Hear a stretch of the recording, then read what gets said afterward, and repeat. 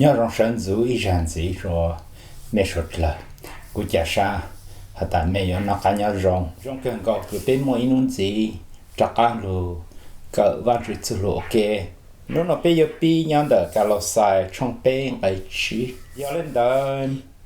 tê cái cả cứ mẹ lúc sa nhà ô mẹ yo chủ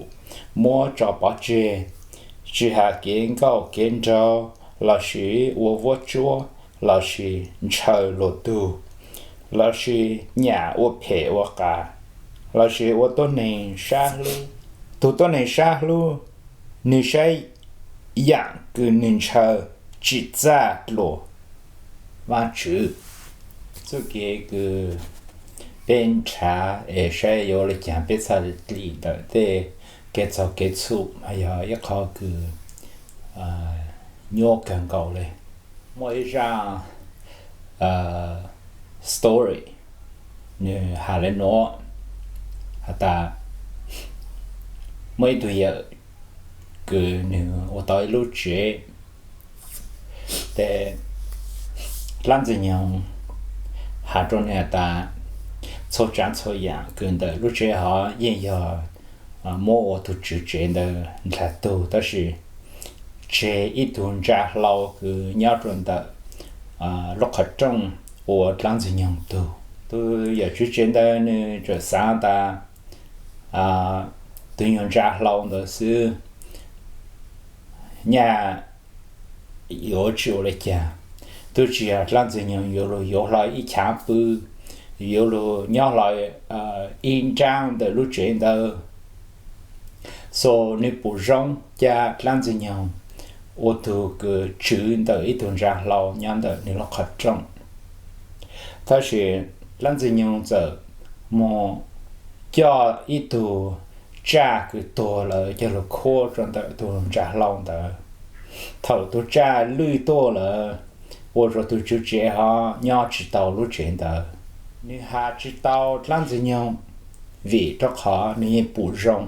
họ ta cha tôn ra lo họ ở làm gì nhau lên là tu ra nó khá là bé họ ta kết cho kết chủ cho yo giàu bỏ lại cha lo yo rồi bé luôn nên bổ trợ giờ vì lấy nó và lúc cũng đã nó trả lời họ đó bé họ ta bé nhỏ cái phê cái cả cứ bé lúc xa in xì như nhà uống đó yếu tao mua cho bà chị thế cứ bé lúc xa nhà uống họ ý giờ kiến câu kiến trâu họ giờ cái cứ uống vô chúa họ bé giờ chơi lô tu họ lâu giờ uống tụi tôi này xa luôn của tôi khá ý rằng cứ hạt sự kế cứ uống câu uống trâu mẹ một sẽ hợp là mẹ một nòng ha mà chỉ lúc xong câu thì nó ta tụi tôi này cứ xa luôn nhưng xa dạng lúc sáng chân đó mong cái chăng để vang chữ là bé bao hay ta bé ấy tuần chơi mà yếu chủ chỉ sau một ý dạng làm chữ cứ yếu mong cái chăng vang chữ là giờ yếu lúc nhau tàu vang chữ lúc chờ thọ tư nhát ra giờ dạng cứ có hai cú chờ chăng bờ lệ ấy bé sĩ bé tụt lang rồi bé lu sĩ hở bé chú cái giờ hành chế rồi là một khứ một chậu nhát ra để nó để rồi vào chủ yếu số ta có hai cú chờ nhát ra chăng lại bên chờ vào chủ là còn nói như một chuyện mấy bộ đào tu cái giờ ya tuần trình hát chương trình là yên ý dạng nó từ bộ tàu hà ta trước kia cứ một khứ nhát ra rong lấy cha là giờ yo khứ bảo lấy cha là bố yên một khứ rồi tàu khỏi nhà đó cho lũ bố tu đào ra để bố luôn này giờ yo mua vàng chữ chỉ mua là còn đời này chỉ chạy chơi rồi bố tàu nhà tàu ra 可能有一个个中的忘记嘛，忘记读啥嘿，为忘记这三个被么绿读了呀，绿样，绿鸟到忘记路桥，被个不明了了，人家叫到那个被路黑，被路长。绿图都是嘞，当然有这多年啦，一路走到往住路桥下，这下头都要被杀下的，要去摸波了，被有人知道，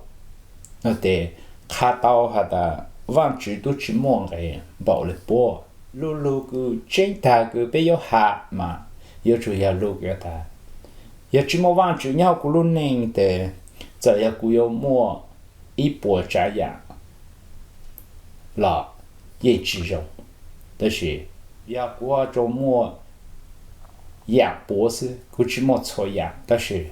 古么往住鸟古路宁，那得有用了，也别只经发，多年老有路鸟湖往住路桥，伢子也路鸟往住路。lúc mình mò cứ bắt tay nó bù rồi bé là yêu rồi nhau vẫn chỉ lúc chờ để kiến chờ cứ có hai cú mua là yêu rồi nhau vẫn chỉ lúc chờ giờ bé ở tuần trà bé luôn trả vẫn chỉ thầu cứ bé chọn nhẹ sư bé luôn trả vẫn chỉ thầu bé chú kế cờ sư bây giờ bé ở tuần trình ta thầu cứ cú ha cú chế tuần này mua kế nào cá nhau rồng của lô này rồng này chỉ mua vàng chữ chỉ mua bẩn chế ta chỉ thầu của bao hả ta của yếu tố bỏ là ya của bộ mình nhiều yếu mấy tuổi yếu tố mà lấy hai yếu là khá mong dự rồi ít bẩn chế có từ để kế lọ chế để kế phong kế dự kế ô sư cái khử nhà khử cha, chỉ kiến rồi yêu trang văn chữ là, nhưng lúc này giờ ya văn chữ tu bu rồi bé muốn bảo để cha, là bé phê hạt ta chỉ giáo, văn chữ tu bu rồi có rong là có phê hạt ta rong chỉ giáo, giờ lên nó thầu, bé lúc này ha bé chú cái sáng, ya sáng lên nó để, ye mong trở lại văn chữ, lù nó hạt ta. Thầu cơn chơi bê yo ya tô cứ sai dạng cứ bên chân đó mong cái trang lại văn chữ lại ta giờ ya có chỉ một lăng chữ lệ là của hai đó có hả ta ya có một văn chữ cái thầu cơ yếu rộng lô lại cứ có một ít bộ trái dạng lại cứ có lúc sáng chờ ta sẽ thầu cơ có họ dùng bạc để văn chữ còn nói ya khó chỉ chiến hành cứ bây giờ y tuần trình là bây giờ tàu của bé trình cho cái chờ nó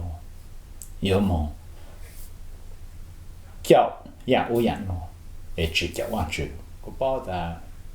古人知道哈的那种咩养大了，但是也没到哪